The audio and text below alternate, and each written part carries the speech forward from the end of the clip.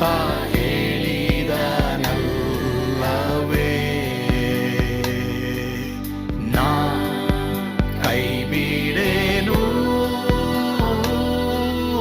ನಾ ಕೈ ಬಿಡೇನು. ಆ ಮಾತು ಹೇಳಿದನಲ್ಲ, ತಾ ಹೇಳಿದನಲ್ಲವೇ.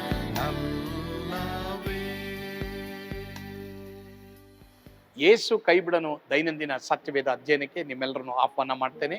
ಇವತ್ತು ಸಹ ನಾವು ದೇವರಿಗಿಂತ ಮುಂದಾಗಿ ಓಡುವುದು, ರನ್ನಿಂಗ್ ಅಹೆಡ್ ಆಫ್ ಗಾಡ್, ಈ ವಿಷಯದ ಕುರಿತು ಯೋನನ ಆ ಪುಸ್ತಕದ 4ನೇ ಅಧ್ಯಾಯದಲ್ಲಿ ನಾವು ಕೆಲವು ಪಾಠಗಳನ್ನು ಕಲಿಯಕ್ಕೆ ಹೋಗ್ತೀವಿ. ಕರ್ತನ್ ನಿಮ್ಮನ್ನ ಆಶೀರ್ವಾದ ಮಾಡಲಿ. ಮುಂಚೆ ಹೋದ್ರೆ ನಡೆಯಂತ 2ನೇ ಘಟನೆ ಏನು ಗೊತ್ತಾ? ಓದಮ್ಮ ಈ ಕಡೆ ನೋಡ್ರಿ. ಅದು ದೇವರು ಇಲ್ಲದ ಉದ್ದೇಶಗಳಿಗೆ ಸಿಟ್ಟು ಪಡಬಾರದು. ದೇವರು ಯಾವ ಪರ್ಪಸ್ ಅಲ್ಲಿ ಇಲ್ವೋ ಅದಕ್ಕೆ ನೀನು ಸಿಟ್ಟು ಪಡಬೇಡ. ನನಗೆ ಯಾರೋ ಹೊಡಿತಾ ಇದ್ರು. ನಾನು 7th ಸ್ಟ್ಯಾಂಡರ್ಡ್ ಇರಬೇಕಾದ್ರೆ, 5th 6th 7th ಇರಬೇಕಾದ್ರೆ ಚೆನ್ನಾಗಿ ಹೊಡಿತಾ ಇದ್ರಮ್ಮ ನನಗೆ. ನಾನು ಒಂದ್ಸಲ ಏನು ಮಾಡಿಬಿಟ್ಟೆ ಗೊತ್ತಾ? ಪ್ರಾರ್ಥನೆನೂ ಮಾಡಿದೆ. ಏನು ಗೊತ್ತಾ? ಅವರು SLC 10th ಫೇಲ್ ಆಗಲಿ ಅಂತ ಪ್ರಾರ್ಥನೆ ಮಾಡಿದೆ. ಅವ್ರು ಪಾಸ್ ಆಗೋದ್ರು, ನಾನು 10th ಹೋದಾಗ ನಾನೇ ಫೇಲ್ ಆಗೋದು. ನೋಡಿ, ಎಲ್ಲರೂ ಗಮನ ಇಡಿ. Don't dictate god. ಇವನು ದೇವರಿಗೆ ಡಿಕ್ಟೇಟ್ ಮಾಡ್ತಾವನಪ್ಪ. ಹೌದು, ಅವ್ರು ನಿಮಗೆ ತಪ್ಪು ಮಾಡೇ ಇದ್ದಾರೆ, ನಿಮಗೆ ತೊಂದರೆ ಮಾಡಿದ್ದಾರೆ, ನಿಮ್ಮನ್ನು ಹಾಳು ಮಾಡಿದ್ದಾರೆ, ನಿಮ್ಮಿಂದ ಕಸ್ಕೊಂಡಿದ್ದಾರೆ, ನಿಮ್ಮನ್ನು ದೂಷಣೆ ಮಾಡಿದ್ದಾರೆ, ನಿಮ್ಮನ್ನು ನಿಲ್ಲಿಸಿದ್ದಾರೆ. ಬಟ್ ಎಲ್ರಿಗೂ ಗಮನ ಇಡಿ, ಭಯ ಪಡಬೇಡಿ. ದೇವ್ರ ಗುಣ ನಾನು ನೀನು ಪಡ್ಕೊಳ್ಬೇಕು, ಸರಿನಾ? ದೇವ್ರು ಯಾವ ಉದ್ದೇಶದಲ್ಲಿಲ್ವೋ ಅದಕ್ಕೆ ನಾನು ನೀನು ಸಿಟ್ಟು ಪಡಬಾರ್ದು, ಸರಿನಾ? ದೇವ್ರು ಯಾರಿಗೋ ಕರುಣೆ ತೋರಿಸಿದ್ರೆ, ತೋರಿಸು ದೇವರೇ, ನಿನ್ನ ಗುಣ ತಾನೇ, ಆ ಗುಣ ನನಗೆ ಕೊಡು ದೇವರೇ ಅಂತೇಳಿ. ಎಲ್ಲರೂ ಗಮನ ಇಡಿ ಪ್ರಿಯರೇ. ಅದು ಎಂಥ ಕೆಟ್ಟವರಾಗಿರ್ಬೋದು, ಅವರು ದೇವ್ರ ಬಳಿಗೆ ಹೋಗಿ ಅಪ್ಪ ನನ್ನ ಕ್ಷಮಿಸು ಅಂತ ಹೇಳ್ತಾರೇನೋ ಅಂತ ಅವ್ರನ್ನ ಇನ್ನೂ ಇಟ್ಟಿದ್ದಾರೆ ದೇವರು. ಇವತ್ತು ನಾವು ನೋಡ್ರಿ, ಎಷ್ಟೋ ತಪ್ಪು ಮಾಡೋರು, ಕೊಲೆಗಾರರು, ಎಷ್ಟೋ ಭಯಂಕರವಾಗಿ ಪಾಪ ಮಾಡೋರನ್ನ ಇನ್ನೂ ಇಟ್ಟಿದ್ದಾರೆ ದೇವರು. ಯಾಕೆ ಗೊತ್ತಾ? ಯಾವತ್ತೋ ಒಂದಿನ ಅಪ್ಪ ದೇವರೇ ನನ್ನ ಕ್ಷಮಿಸು ಅಂತ ಹೇಳ್ತಾರೋ ಏನೋ ಅಂತ ದೇವರು ಕಾಯ್ತಾ ಇದ್ದಾರೆ. ಅದಕ್ಕೆ ಯೋನನ್ಗೆ ಹೇಳ್ತಾ ಇದ್ದಾರೆ, ಆಹಾ ಯೋನ, ಏನಯ್ಯ ನೀನು ನನಗೆ ನೀನು ಡಿಕ್ಟೇಟ್ ಮಾಡ್ತೀಯ. ಎಷ್ಟೋ ಜನ ಪ್ರಾರ್ಥನೆಯಲ್ಲಿ ದೇವರಿಗೆ ಡಿಕ್ಟೇಟ್ ಮಾಡ್ತಾ ಇದ್ದಾರೆ. ನಾನು ಇಲ್ಲೇ ಹೊಸಳ್ಳಿ ಹತ್ರ ಒಂದು ಗ್ರಾಮ ಇದೆ, ಪ್ರತಿ ಶುಕ್ರವಾರ ಅಲ್ಲಿ ಪ್ರಾರ್ಥನೆಗೆ ಹೋಗ್ತಾ ಇದೆ. ಒಂದು ಗಂಡ ಹೆಂಡತಿ, ಚಿಕ್ಕ ಮನೆ, ಪೂಜಮ್ಮ ಪೂಜಪ್ಪ ಅಂತ. ಪೂಜಮ್ಮ ಅಲ್ಲಿ ಕೂತ್ಕೊಳ್ತಾ ಇದ್ಲು, ಪೂಜಪ್ಪ ಇಲ್ಲಿ ಕುತ್ಕೊಳ್ತಾ ಇದ್ದು. ಪ್ರಾರ್ಥನೆ ನಡೀತಾ ಇದೆ, ಬಲು ಚೆನ್ನಾಗಿ ನಡೀತಾ ಇದೆ, ಉಪವಾಸ ಪ್ರಾರ್ಥನೆ. ಪೂಜಪ್ಪನ ಪ್ರಾರ್ಥನೆ ಆಯಿತು, ಆಮೇಲೆ ಪೂಜಮ್ಮನ ಪ್ರಾರ್ಥನೆ ಮಾಡಿದ್ರು. ಯೇಸುವೆ దేవుడా, తెలుగులో ప్రార్థన చేస్తూ ఉండే, స్వామి నా పక్కల కుక్క నిండాడు చూడి వీడియో, వీని తలకాయలా ఎంటుకలు లేదు, ఈ వీడు నాకు కొట్టాడు దేవుడా, వీనికి సరిగా ఈపోదే, పాస్టర్ ఇక్కడే ఉండారు, కొట్టు అని ಪ್ರಾರ್ಥನೆ చేసే. ನನ್ನ ಮುಂದೆ ಪ್ರಾರ್ಥನೆ ಮಾಡ್ತಾವಳಮ್ಮ.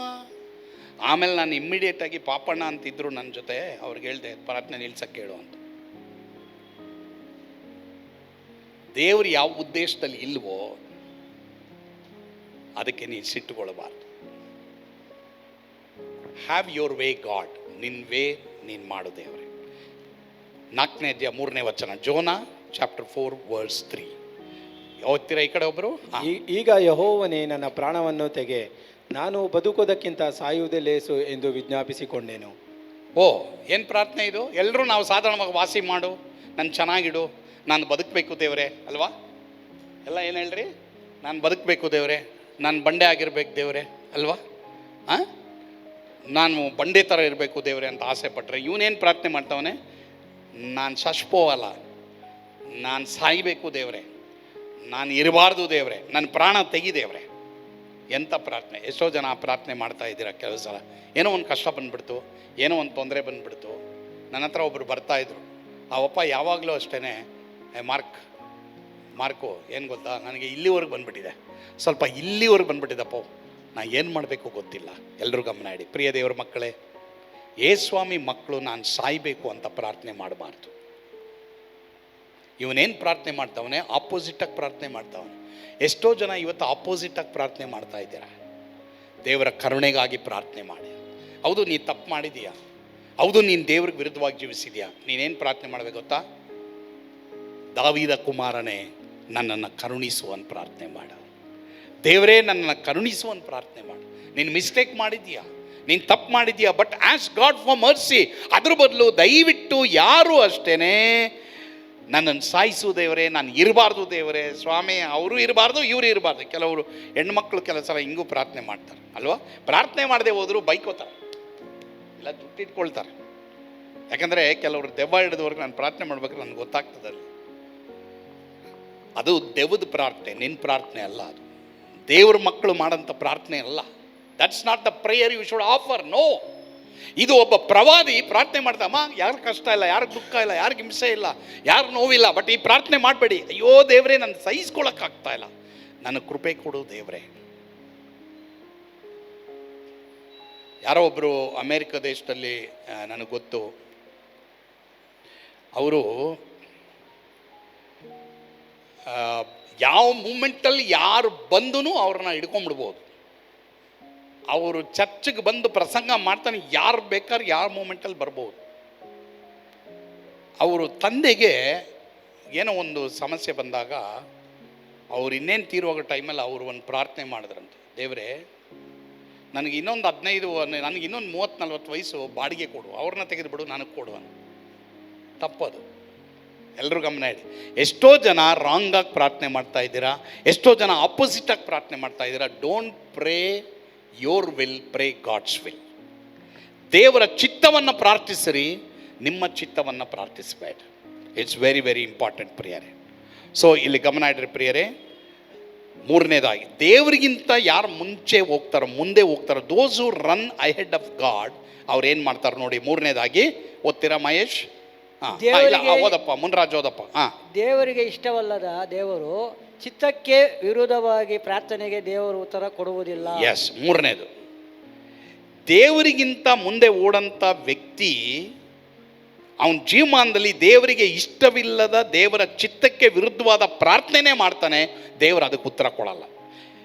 ಈ ಯೋನನಿಗೆ ಇದ್ದಿದ್ದೇನು ಗೊತ್ತಾ? ನಿನೆವೆಯವ್ರನ್ನ ನೀನು ನಾಶ ಮಾಡ, ನಾನು ಮೆಸೇಜ್ ಕೊಡ್ತೀನಿ, ನಾಶ ಮಾಡಿ. But that prayer god will not here. ದೇವರು ತನ್ನ ಚಿತ್ತದ ಪ್ರಾರ್ಥನೆಗೆ ಉತ್ತರ ಕೊಡ್ತಾರೆ. ಪ್ರಿಯರೇ, ಒಂದು ವೇಳೆ ದೇವರಿಗಿಂತ ಮುಂಚೆ ಓಡ್ತಾ ಇದ್ದೀರಾ, ಅತಿ ಬುದ್ಧಿವಂತರಾಗಿದ್ದೀರಾ, ಅತಿ ಜ್ಞಾನಿಗಳಾಗಿದ್ದೀರಾ, ಹಿಂದಕ್ಕೆ ಬನ್ನಿ, ಸ್ವಲ್ಪ ಹಿಂದಕ್ಕೆ ಬನ್ನಿ. ಖಂಡಿತವಾಗಿ ದೇವರಿಂದ ಮುಂದಾಗಿ ಓಡಿದ್ರೆ ನಮ್ಮ ಜೀವಿತದಲ್ಲಿ ಅನೇಕ ನಷ್ಟಗಳನ್ನ ನಾವು ಅನುಭವಿಸ್ಬೇಕಾಗುತ್ತೆ. ದೇವರಿಗಾಗಿ ಜೀವಿಸಲಿ. ಪ್ರಾರ್ಥನೆ ಮಾಡೋಣವಾ? ಪರಮ ಪ್ರೀತಿಯುಳ್ಳ ತಂದೆಯಾದ ದೇವರೇ, ಅನೇಕ ವೇಳೆ ನಮಗೆ ಬುದ್ಧಿ ಇದೆ, ಸಾಮರ್ಥ್ಯ ಇದೆ ಎಂಬುದಾಗಿ ಹೇಳಿ ನಿನಗಿಂತ ಮುಂಚೆ ನಾವು ಓಡಿ ಹೋಗಿದ್ದೇವೆ, ನಮ್ಮನ್ನು ಕ್ಷಮಿಸು. ಆ ರೀತಿ ಮಾಡದ ಹಾಗೆ ನಿನ್ನೊಂದಿಗೆ ನಡೆಯುವಾಗೆ ಈಗೋ ಎಲ್ಲ ದೇವ ಮಕ್ಕಳಿಗೂ ಕೃಪೆ ಕೊಡಪ್ಪ. ಯಾವುದೇ ವಿಷಯದಲ್ಲಿ ದೇವರೇ ನಿನ್ನೊಂದಿಗೆ ನಡೆಯುವ ಹಾಗೆ, ದೇವರೇ ಸ್ವಾಮಿ ನಿನಗಿಂತ ಮುಂದೆ ಓಡಿ ಹೋಗದಾಗೆ ಎಲ್ರಿಗೂ ಕೃಪೆ ಕೊಡಪ್ಪ. ಯೇಸುವಿನ ಹೆಸರಿನಲ್ಲಿ ಪ್ರಾರ್ಥಿಸ್ತೇವೆ ಸ್ವಾಮಿ, ಆಮೇನ್. ಕರ್ತನು ತಾನೇ ನಿಮ್ಮನ್ನು ಆಶೀರ್ವಾದ ಮಾಡಲಿ. ಯೇಸು ನಿಮ್ಮನ್ನು ಕೈ ಬಿಡಲಿ.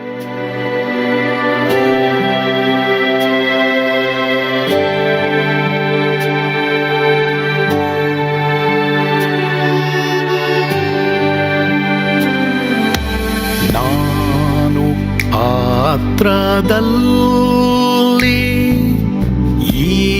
ಇರುವಾಗಲೂ ನೀನು ಪಾಯಪಾಟು ಓಡಬಾರದು. ನನ್ನ ಮಾತನಂಬಿ ಸ್ಥಿರವಾಗಿರು. ನಿನ್ನ ಬಿಡಲಾರೆ, ಬಿಡೆನು ಎಂದೆಂದಿಗೂ.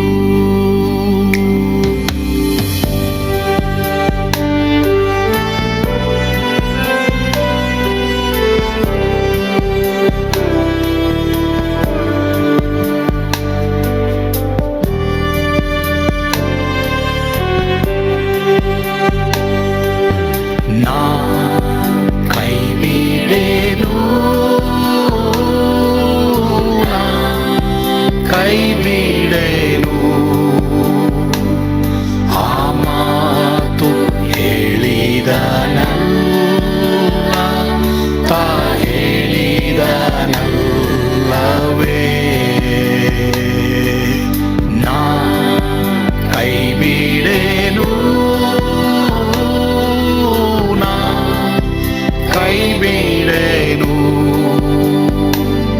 ಆ ಮಾತು ಹೇಳಿದ ನನ್ನ ತಾ ಹೇಳಿದ ನಲ್ಲವೇ.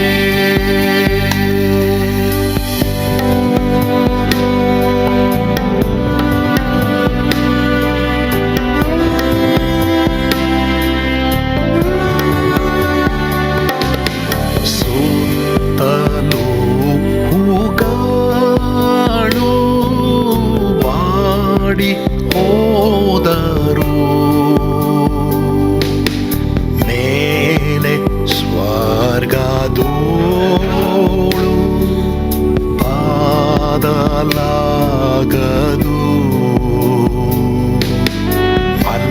ಅಲ್ಲಿಂದೇಸು ಸ್ವಾಮಿ ಬಾರುವಾತನು ನನ್ನ ಬಿಡಲಾರ, ನನ್ನನ್ನು ಕೈ ಬಿಡಲು. ನಾ ಕೈ ಬಿಡೆನು, ನಾ ಕೈ ಬಿಡೆನು. ಆ ಮಾತು ಹೇಳಿದ ನನ್ನ ತಾ ಹೇಳಿದ ನಲ್ಲವೇ. ನಾ ಕೈ ಬಿಡೆನು, ನಾ ಕೈ ಬಿಡೆನು. ಆ ಮಾತು ಹೇಳಿದ ನನ್ನ ತಾ ಹೇಳಿದ ನಲ್ಲವೇ.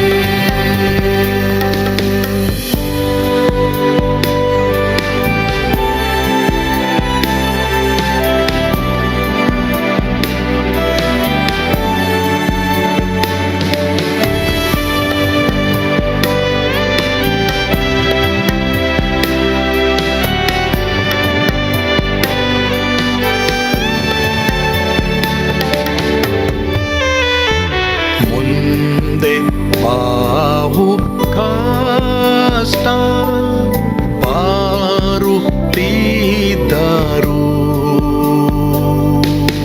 ಬಾಯ ಪಾಡಲಾರೆ ಸ್ವಾಮಿ ಇದ್ದಾನೆ. ಬಾಲವಾಗಿ ನಿಂತು ಹರ್ಷಗೊಳ್ಳುವೆ. ಸ್ವಾಮಿ ಬಿಡಲಾರ, ಸ್ವಾಮಿ ನನ್ನ ಕೈ ಬಿಡಲು. ನಾ ಕೈ ಬಿಡೆನು, ನಾ ಕೈ ಬಿಡೆನು.